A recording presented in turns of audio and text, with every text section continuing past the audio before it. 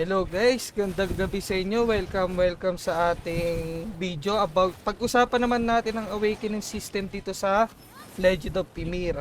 As you can see, hindi natin siya ma-unlock, ay di siya naka-unlock, nakalock pa siya guys. Dito natin makikita 'yan. Dito sa normal craft at artifact, then makikita natin dito sa awakening. Bali, ang requirement niya na level is level 60. Napaka ano neto guys, para lang to sa malalakas at mga patuloy na nagga-grind. Putik, ang hirap neto, level 60. At dito natin siya makikita guys sa saga.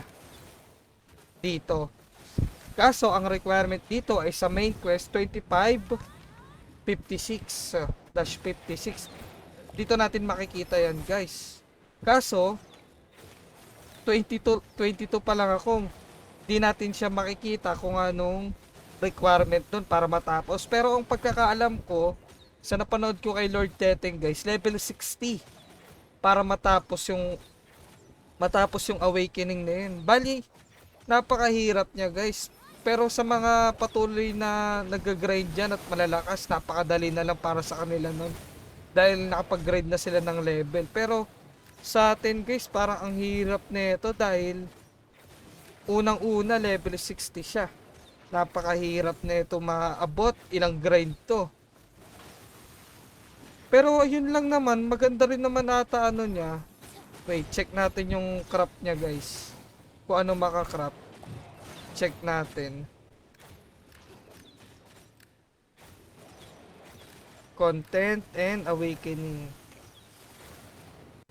Ito pala, craftable. Putik, nasan dito yung ano?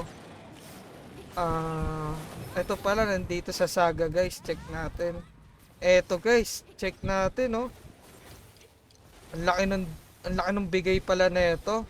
Ito yung makukuha nyo kapag natapos nyo tong Tome of Awakening. Ito yung ano niya, reward niya guys. Napakaganda na ito guys. As you can see, physical depth.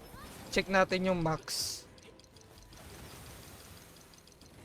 Napakaganda ng bigay, kaso nga lang napakahirap ng requirement. Kailangan ay level 60. So di natin siya mako-content, hanggang dun lang atang masasabi ko dahil as you can see naman level 52 lang tayo. Di ko siya mapapakita dahil ayun nga, ano lang ako, level 52. Di ko siya masasabi kung paano dahil di ko pa nga tapos sa main quest. Pero sa mga nanonood sa akin, feel ko level 60 pataas na kayo, makukuha nyo to guys.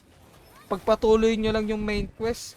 O ang kailangan ko na nga rin tapusin ang main quest para lang doon at magpa-level.